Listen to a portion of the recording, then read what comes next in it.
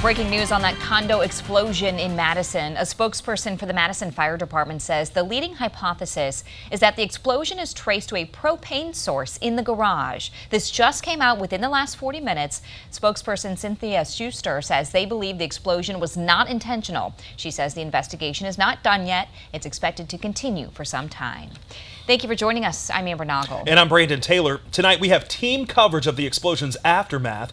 Tony Galley spoke with a man who was at the condo that exploded. And Rachel Perry spoke with Red Cross volunteers on the efforts to recover. We're going to head out to Tony first. Tony.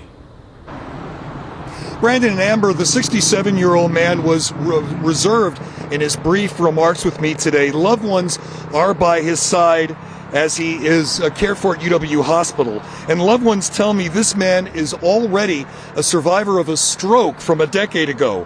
One of his neighbors described his condition immediately after Tuesday's blast. They carried him out through the back, and he was bloodied and had like glass shards on him and stuff like that. Again, tonight, listed in good condition. Records show he took over the now collapsed condo 2 years ago as its owner, his mother, passed away. Records indicate even before that, he was renting the condominium from his mom. The unit, 2 bedrooms, 1 1/2 bath. With this condo having been in the family, there are no records we're aware of tonight indicating any safety flaws with the unit. The 67-year-old victim declined to talk about anything leading up to the blast, but of course, just minutes ago, we did receive that additional information from the Madison Fire Department suggesting that a propane source in the garage may have led to this blast. And again, this man most seriously hurt from Tuesday's explosion, but recovering. My colleague, Rachel Perry, has spent the day talking to other people who live in the condominium complex. And Rachel, how many of those people are still out of sorts tonight? Tony, as of right now, we're told 21 people are displaced as a result of what's directly behind us.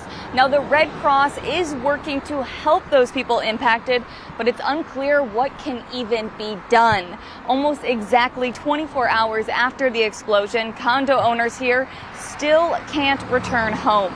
First responders originally asked everyone to evacuate, but most were able to return. Owners of the condos directly impacted tell me they are staying with family or in hotels. A Red Cross volunteer tells me their volunteers were quickly on scene last night.